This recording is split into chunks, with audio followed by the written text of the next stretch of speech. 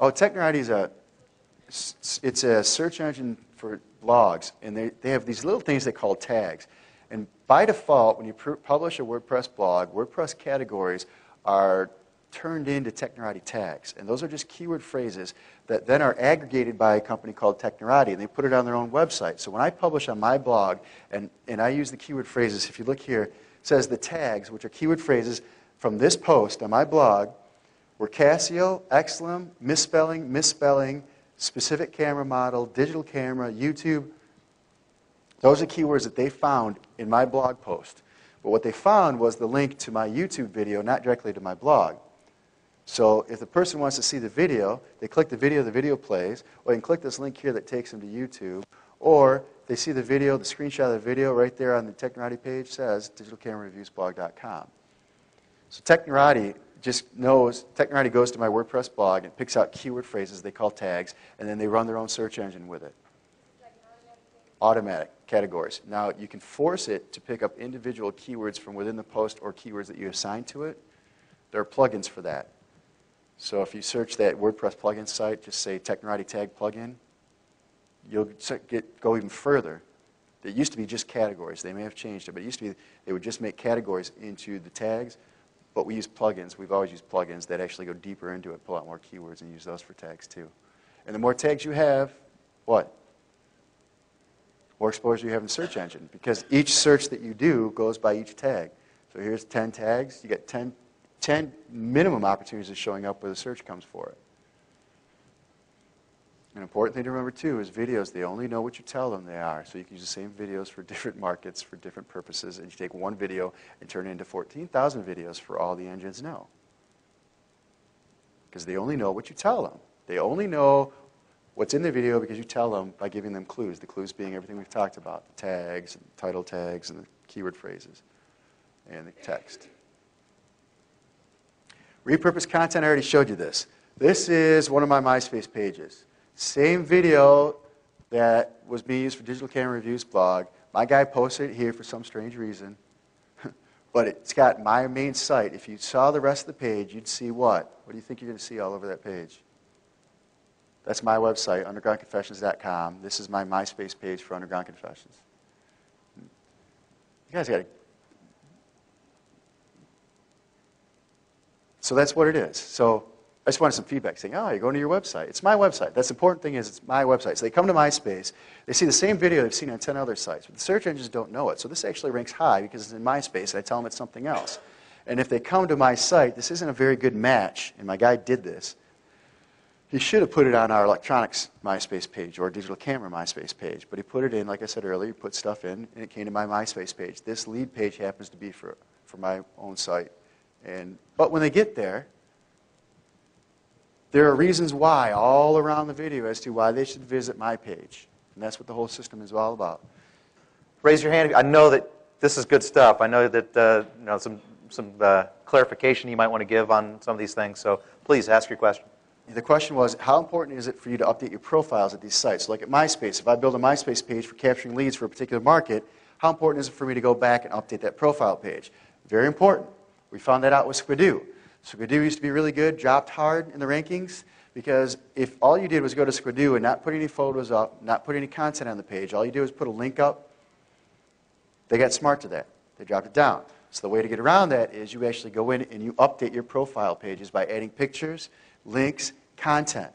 MySpace has the ability to add videos to it. So we add videos to our profile on a regular basis.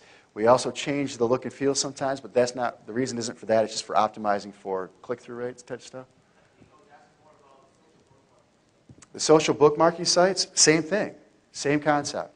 If it's stagnant, if it's not being bookmarked by other people, if it's not being visited by other people, same problem.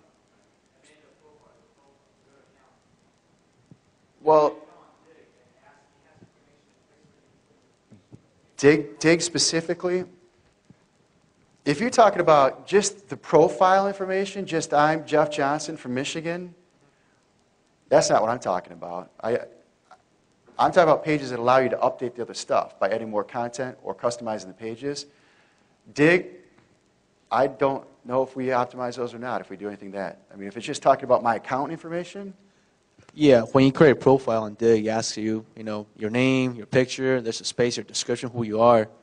I guess I was asking, do you bother with that at all? Is No, that I don't. important? Okay, But thank you. if it is of a concern, and given what else I've said about how it does on sites that you can customize, make a difference, then I'd do it. Is there a quick process map that's available, or something that we can see the relationship between how you're connecting all the blogs back and forth? Well, if you would have just paid $5,000 to attend my seminar, I guess you'd have one, but therein lies the problem. I give a lot of stuff away for free. That's how I've made my name in this business. But I just had a group of people about the same size as here come to an event where we laid the stuff out, and we're still updating that information going forward. So I can't in good conscience hand it out. I mean, you ask, I give away a ton of free stuff, but that's just not something we've done yet because we just had a seminar about it. So. Buck's asking if we can get something to you guys later. We can see. Yeah. I mean, you've shared a lot of the detail, and if people have jotted down the notes, they can implement this. But if so you kind of have to make your own process map. But Jeff really didn't come here with the intent of, selling you guys on anything. So it really was meant to be content rich. But if you'd like to have some way of getting back and getting access to the core material or coaching or something like that, maybe we can follow up later and let them know how to do that. Yeah. Okay. It's not open now. We'll work. It's not open right now? No, but okay. Sorry. All right, cool. The question is, if you have a site that's already an authority site, so I've talked to a lot of people about this, that's already getting a lot of traffic through SEO, et cetera, and you're going to use a lot of these strategies, should you protect that site by making buffer sites? Like, do you see a big slap happening later where my site has a high page rank, a lot of pages ranking? Yeah, I wouldn't even, that goes back to my old feeder site system, which is setting up the buffer sites, all that kind of stuff. I wouldn't do it if it was your money site necessarily. And I'm not talking about spamming the engines either, folks. I mean, you can do it if you want to. It's powerful. But I wouldn't do it for my money site. If it was the place where I make my money, where I'm billing it long term, where I want to cash out down the road, where I'm generating the leads, I would keep it as far away from that as I possibly could. And I wouldn't go wholesale on it.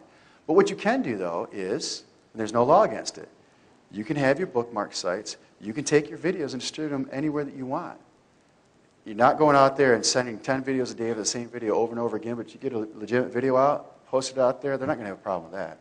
But if you're trying to implement this on a large scale for a huge net to grab traffic like the old feeder site system, yeah, I'd buffer it. I wouldn't do it if there's important sites. You can do it on a small scale without any trouble whatsoever. They won't give you any hassles. So, yeah, I'm not teaching you guys how to spam. I'm just showing you how powerful it can be. And you really should look at your own business and say, I can use it in my business, but I don't want to destroy my business with it. Seriously. Because it's not about losing a quick buck here and then losing tomorrow. From an SEO standpoint, is there any downside to getting huge traffic to a new site? So basically you start now with zero traffic, all of a sudden you do a viral contest and you get tens of thousands of visitors. Is there a downside to that? Nope. There's a couple of reasons why there's not a big downside, but it won't last long term if you're not out there actively promoting it with other methods of incoming leaks like that, and if you're not getting new content or it's just duplicate content.